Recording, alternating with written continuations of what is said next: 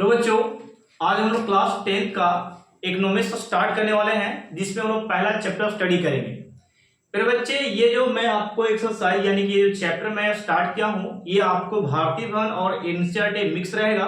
यदि मैं यहाँ पे भारतीय भवन आपको पढ़ाता हूँ तो थोड़ा ज्यादा ही टॉपिक रहेगा एनसीईआरटी के तुलना में। तो फिर बच्चों, हम लोग चलते हैं, आज ये पहला चैप्टर स्टार्ट करते हैं इकोनॉमिक्स का अर्थव्यवस्था के बारे में। तो आप लोग देख लीजिए पहला चैप्टर क्या है, अर्थव्यवस्था से रिलेटेड जो चैप्टर होगा वो हम लोग आज स्टार्ट करेंगे। फिर बच्चे, सबसे पहली बात इस चैप्टर में ये सीखने के लिए मिलेगा हम लोग को कि अर्थव्यवस्था क्या है, अर्थव्यवस्था से आप क्या समझते हैं। और ये एग्जामिनर भी देता है कि आर्थिक क्रिया, आर्थिक व्यवस्था क्या होता है और अर्थव्यवस्था से आप क्या समझते हैं। ये टॉपिक एग्जाम में आता है। तो मैं यहाँ से एग्जाम से क्लियर थोड़ा सा बातें कर लूं कि सबसे पहले हम लोग अर्थव्यवस्था के डिफिनेशन से और टॉपिक को हम लोग एक एक करके समझते हैं। तो बच्चों, यहाँ पे देखिएगा, इसकी परिभाषा की बात करते हैं अर्थव्यवस्था की। तो लिखा है, जीवन यापन के लिए अपनाई गई आर्थिक व्यवस्था अर्थव्यवस्था कहलाती है। यानी कि मनुष्य अपने जीवन यापन के लिए जो आर्थिक क्रियाएं, जो आर्थिक व्यवस्था करती है, वो हमारी क्या होती है, अर्थव्यवस्था कहलाती है। तो प्यारे बच्चों, हम लोग समझते हैं, पहले अर्थव्यवस्था से पहले हम लोग ये समझ लेते हैं कि आर्थिक व्यवस्था क्या है और आर्थिक क्रियाएं क्या है। तो सबसे पहले ये दोनों टॉपिक को मैं क्लियर करना चाहता हूं। ये दो टॉपिक अगर क्लियर हो जाता है तो आप लोग समझिएगा अर्थव्यवस्था क्या होती है। फिर बच्चे, मैंने यहाँ पे लिखा है, जैसे कि मैं यहाँ पे देख इसके बारे में यानी कि शिक्षा के बारे में बात करता हूं। तो शिक्षा एक प्रकार की आर्थिक व्यवस्था है। जो कोई मनुष्य क्या करता है, टीचिंग करता है, उसके द्वारा पैसा इनकम करता है और अपने परिवार का पालन पोषण करता है। तो ये हो गया एक आर्थिक व्यवस्था उस परिवार के लिए, उस व्यक्ति के लिए। ठीक है। और यहाँ पे पहला हम आर्थिक व्यवस्था के एग्जाम्पल देख लिए कि शिक्षा है। दूसरा कृषि, कोई व्यक्ति खेती करके अपने परिवार का जीवन यापन कर रहा है, तो ये हो गया आर्थिक व्यवस्था उस मनुष्य के लिए, उस आदमी के लिए। ओके, सेकंड एग्जांपल हो गया कृषि। थर्ड आपका पशुपालन, यानी कि जानवर को पालकर भी अपने आर्थिक व्यवस्था को चलाया जाता है। थर्ड आपका है मछली पालन, इससे भी इनकम किया जाता है अच्छा खासा। तो ये हो गया आर्थिक व्यवस्था। बहुत सारा यहाँ पे होगा, मैंने 4 यहाँ पे लिखा है। तो आर्थिक व्यवस्था का मतलब समझ गए होंगे क्या होता है, कि जो अपने जीवन यापन के लिए मनुष्य जो कार्य कर रहा होता है, अपना बिजनेस कर रहा होता है, वो उसका आर्थिक व्यवस्था होता है। ओके, आर्थिक व्यवस्था के द्वारा जीवन यापन चलाएगा अपने परिवार का, तो समझिए को क्या कहलाएगा, अर्थव्यवस्था कहलाएगी। क्या कहलाएगी, अर्थव्यवस्था। दूसरे वे में समझते हैं हम लोग, यहाँ पे वही मैंने लिखा कि आर्थिक व्यवस्था ये सब दिया गया। ठीक है, आर्थिक व्यवस्था का एग्जाम्पल था। आगे समझिएगा आर्थिक क्रिया।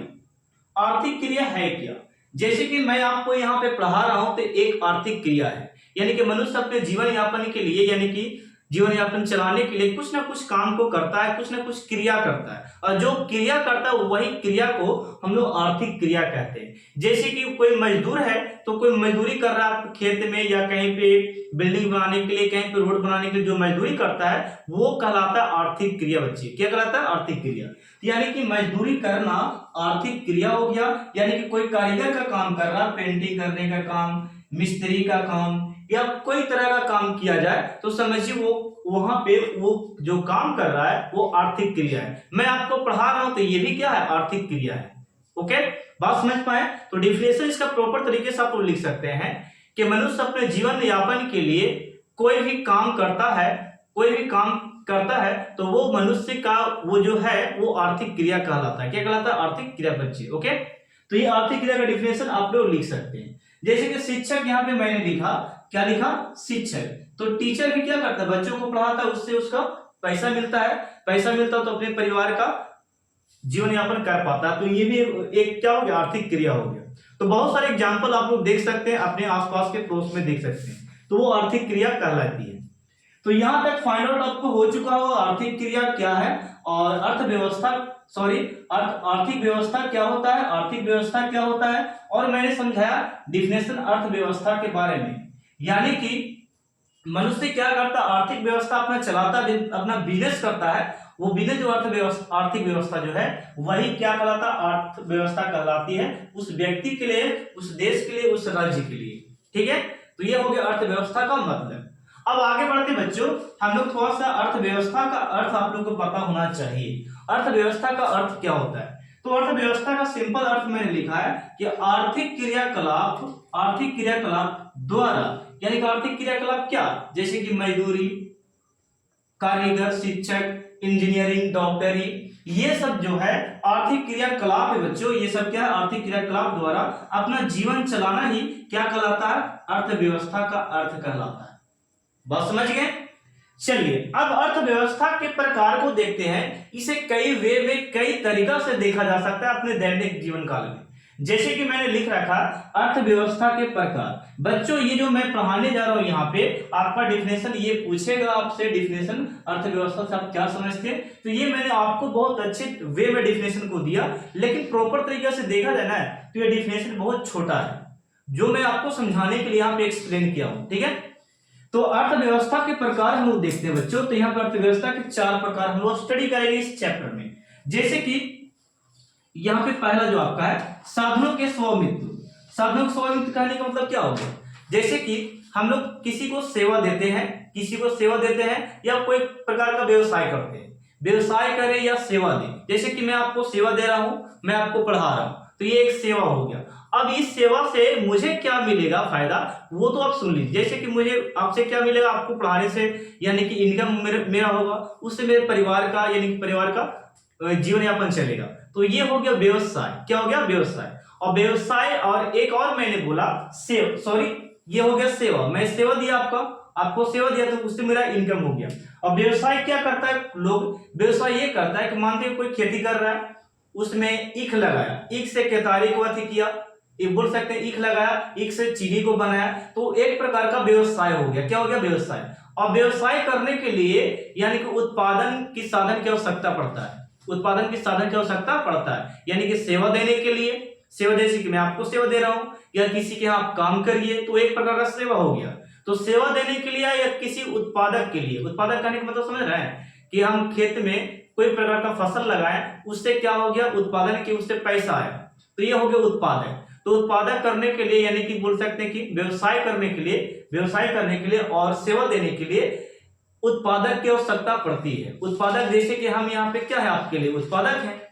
जैसे कि वहां पे खेत में जो उपजा, वो एक प्रकार का उत्पादक है, जो उत्पाद करता है, यानी कि मनुष्य उसको उपजाता है। ओके, तो ये उत्पादक और सेवा के लिए उत्पादक और व्यवसाय के लिए कोई ना कोई प्रकार का यहाँ पे मैं बताना चाहता हूं, व्यवसाय और बोल सकते हैं सेवा के लिए, व्यवसाय और सेवा के लिए कोई ना कोई उत्पादक की आवश्यकता पड़ता है। और वो आवश्यकता हम लोग की क्या कहलाता है? साधनों का स्वामित्व कहलाता है। क्या कहलाता है? साधनों का स्वामित्व कहा जाता है, या साधन का स्वामित्व कहते हैं। ओके, या साधन को उत्पादक कहा जाता है उसको।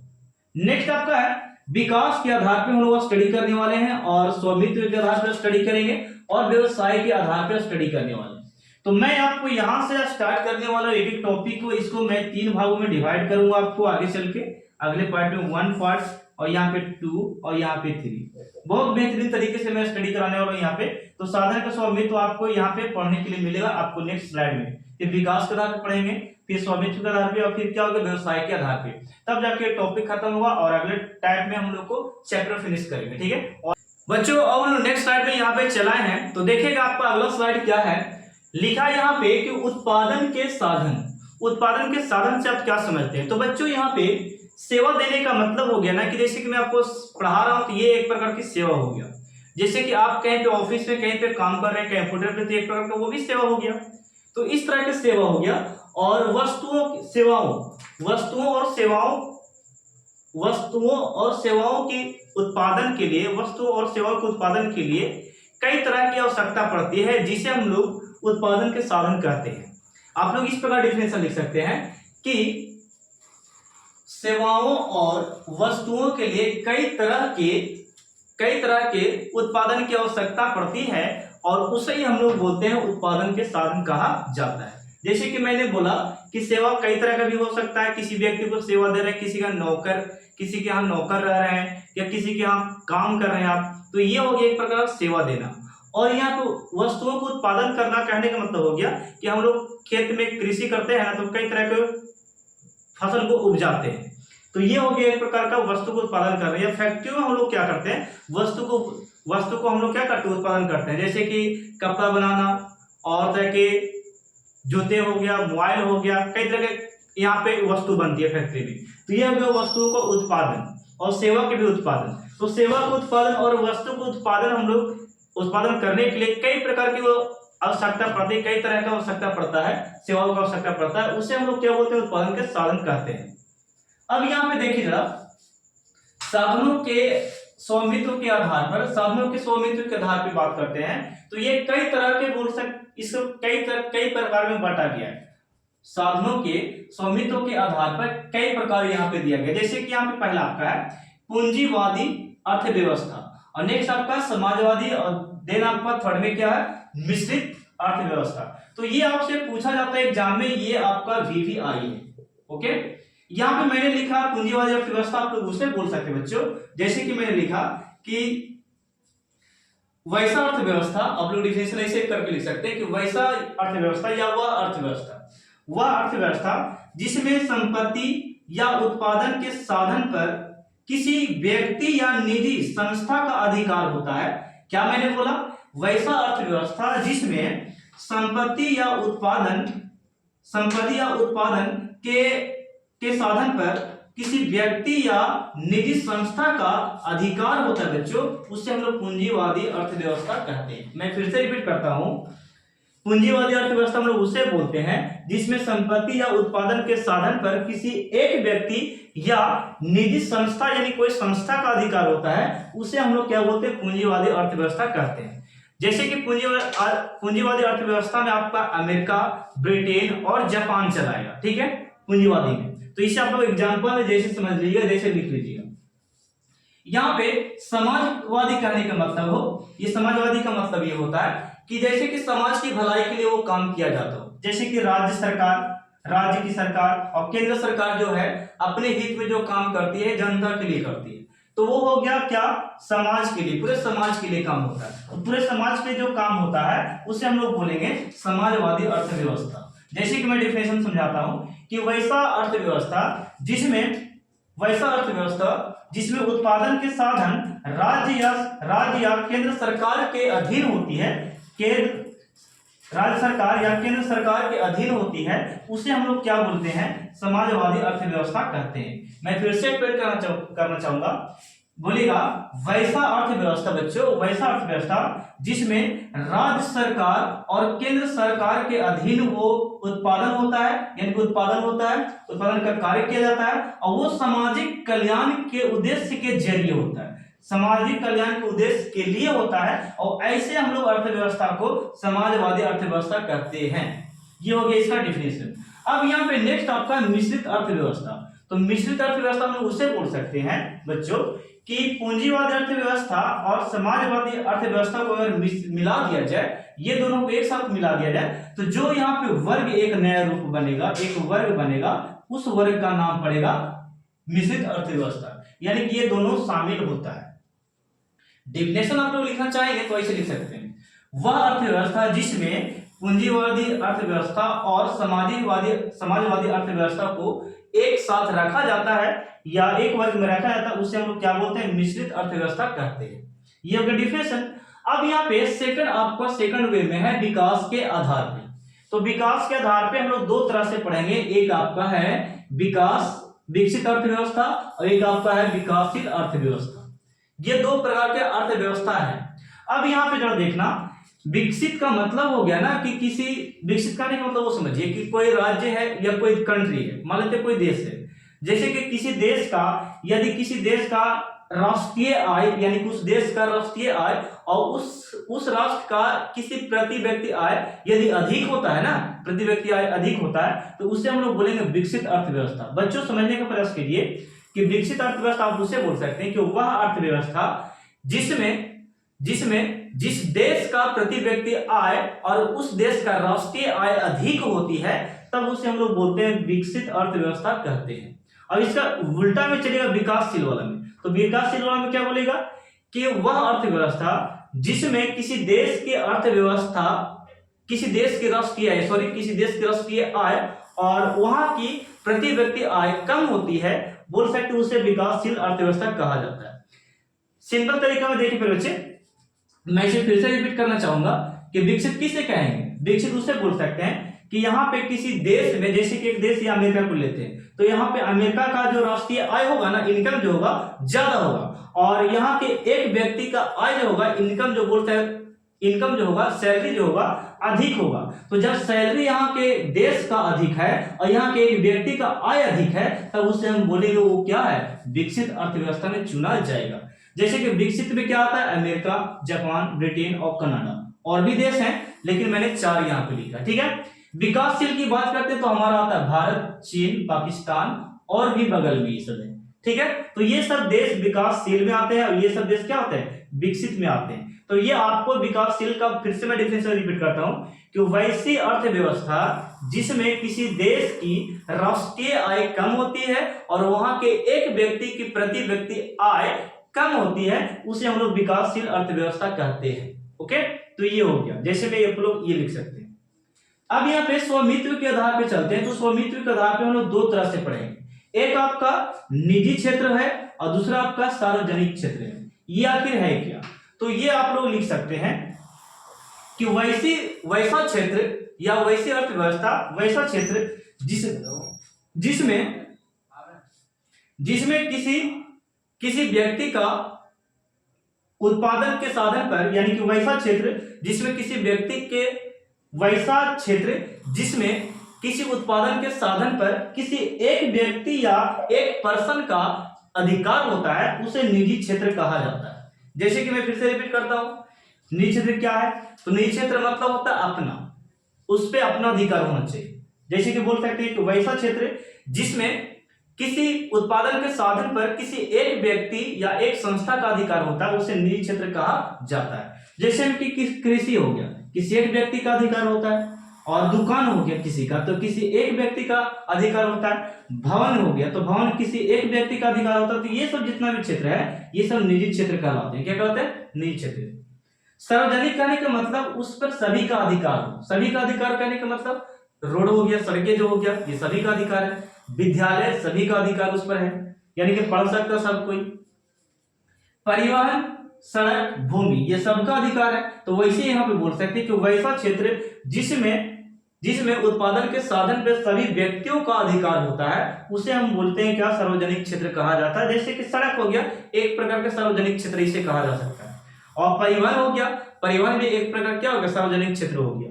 और भूमि भी हो गया, भूमि भी एक प्रकार क्या होगा? सार्वजनिक क्षेत्र हो गया। तो जिसपे सभी व्यक्तियों का अधिकार होता है उसे सार्वजनिक क्षेत्र कहते हैं, और जिसपे किसी एक व्यक्ति का अधिकार होता है उसे निजी क्षेत्र कहते हैं। तो ये था सेकंड स्लाइड, और मैं आपको नेक्स्ट स्लाइड में लेकर आने वाला हूं अभी, और इसके 2 पार्ट और आएंगे, 2 स्लाइड और आएगा। ओके, तो इसे आप स्क्रीनशॉट ले सकते हैं और नोट्स करना मत भूलिएगा, नोट्स करते जाना, आपको डिफिनेशन भी लिखते चलना। तो बच्चों हम लोग थर्ड स्लाइड में यहाँ पे चलाए हैं।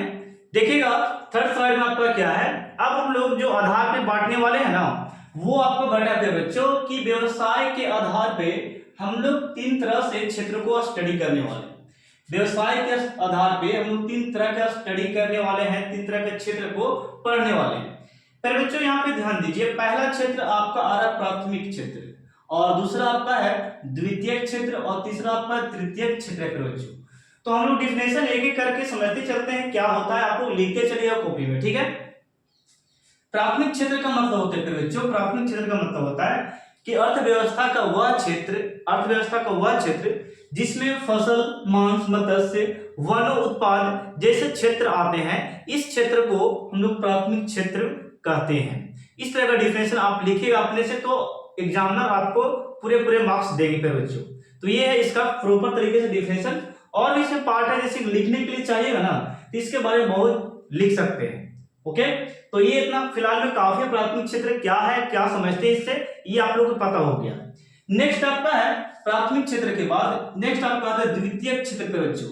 द्वितीय क्षेत्र आप उसे बोल सकते हैं अर्थव्यवस्था का वह क्षेत्र जिसमें विनिर्माण, निर्माण या विद्युत, गैस, जलापूर्ति की आवश्यकता को पूर्ति की जाती है, उसे हम लोग द्वितीय क्षेत्र कहते हैं। ओके, तो ये द्वितीय क्षेत्र में ये सब आता है। और द्वितीय क्षेत्र के बच्चों, द्वितीय क्षेत्र को हम लोग औद्योगिक क्षेत्र भी कहते हैं। क्या कहते हैं? औद्योगिक क्षेत्र, यानी कि फैक्ट्री, कारखाना, ये सब आते हैं द्वितीयक क्षेत्र में आते हैं। तो ये हो गया द्वितीयक क्षेत्र।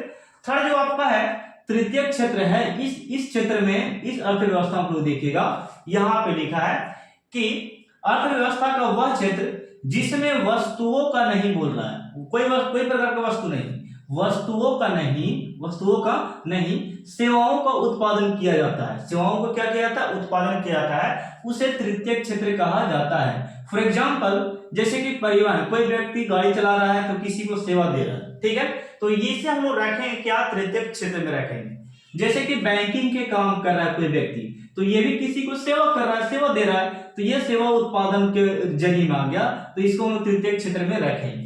और भी है, जैसे कि व्यापार के जरिए से देख सकते हैं, और भी बोल सकते हैं कि टीचिंग के जरिए से देख सकते हैं, तो ये सब सेवा क्षेत्र हो गया, या किसी के यहाँ काम कर रहे हैं, तो ये सेवा के उत्पादन के लिए जाना जाएगा, और इसे हम तृतीयक क्षेत्र में लिखेंगे, ठीक है।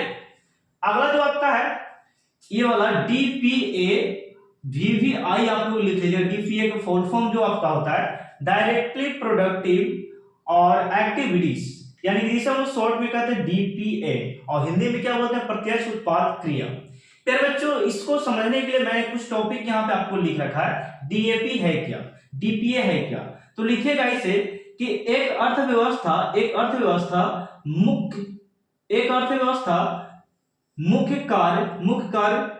कार्य के लिए मानवीय आवश्यकताओं को पूर्ति करना, यानी कि एक अर्थव्यवस्था के मुख्य कार्य के लिए मानवीय आवश्यकताओं को पूर्ति करना है। और भी इसमें लिखे बात को, वस्तुओं का उत्पादन करना, कृषि एवं उद्योग का उत्पादन करना, इसे हम लोग रखते हैं डीपीए में। कहने का मतलब ये हो गया अर्थव्यवस्था का वह कार्य जिसमें मानव की आवश्यकताओं को पूर्ति की जाता है, पूरा किया जाता है मानव की आवश्यकता को। और भी यहाँ पे लिखें, इसमें वस्तुओं को उत्पादन करते हैं, जैसे कि हम लोग क्या करते हैं, खेत में बहुत सारे फसल को उपजाते हैं, तो ये फसल का उत्पादन जो होता है हम लोग बाजार में जाकर बेचते हैं, तो ये हो गया वस्तुओं को उत्पादन करना। और फैक्ट्री में हम लोग क्या करते हैं, जैसे खिलौना बनाना, कॉपी किताब या चादर बनाना, यानी कि बहुत सारे वस्तुओं निर्माण किया जाता है फैक्ट्री में, तो ये हो गया वस्तुओं को उत्पादन करना। और जैसे कि कृषि, फैक्ट्री में उद्योग का उत्पादन करना, ये सब जितना मैंने बताया ये सब आप डीपीए में रख सकते हैं, यानी कि प्रत्यक्ष उत्पाद क्रिया में रख सकते हैं। ये सब क्या है? प्रत्यक्ष उत्पाद क्रिया है। तो आपको इसको प्रॉपर तरीके से डिफिनेशन बना के लिखना अपने से, थोड़ा समझ कर, ठीक ना। तो ये मैंने समझा दिया। अब इसे आपको मैं लिखने के लिए बोलूंगा, कैसे लिख सकते हैं बच्चों इस प्रकार कि अर्थव्यवस्था का वह रूप जो मानवीय आवश्यकता को पूरा करती है मुख्य कार्य के लिए, ये हो गया। और यहाँ पे लिख सकते हैं आप लोग कि इसमें वस्तुओं का उत्पादन करना होता है और साथ ही साथ कृषि और उद्योग का उत्पादन भी किया जाता है इसमें। ओके, तो ये था, इसके बारे में लिख सकते हैं आपको डीपीए क्या है। ओके बच्चों, नेक्स्ट आपका है आर्थिक विकास। आर्थिक विकास से आप क्या समझते हैं, ये भी डिफिनेशन प्रॉपर तरीके से आता है।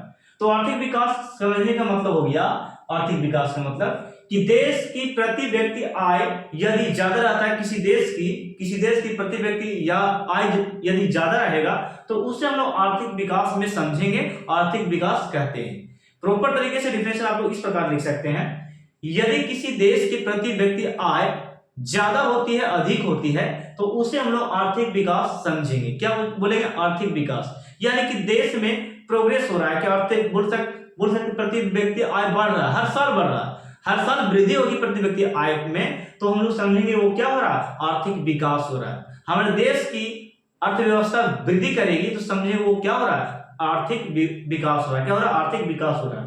तो ये था इसके मतलब जो कि मैंने यहाँ पे बताया। अब यहाँ पे प्रति व्यक्ति आय ये आपको पूछता है, बीबीआई है प्रति व्यक्ति आय।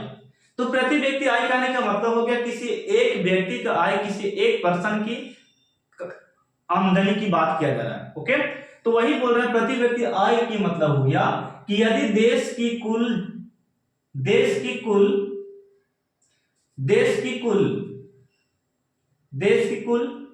क्या बोल सकते हैं, हाँ, देश की कुल आय में, यहां पे मैंने आय लिखना भूल गया, देश की कुल आय में देश की कुल जनसंख्या से भाग देने पर प्राप्त प्राप्त आय जो होगा वही हमारा प्रति व्यक्ति आय कहलाएगा। कहने का मतलब हो गया कि देश की कुल पैसा में, देश की कुल आय में, इनकम में यदि देश की कुल जनसंख्या से भाग देते हैं, डिवाइड करते हैं, तो जो प्राप्त इनकम होता है, जो प्राप्त आता है, उसे हम लोग बोलते हैं प्रति व्यक्ति आय कहते हैं। ओके, तो ये आपका डिफिनेशन भी है और प्रॉपर तरीके से इसका फॉर्मूला भी है। यानी कि प्रति व्यक्ति आय बराबर आप लिख सकते हैं कि किसी देश की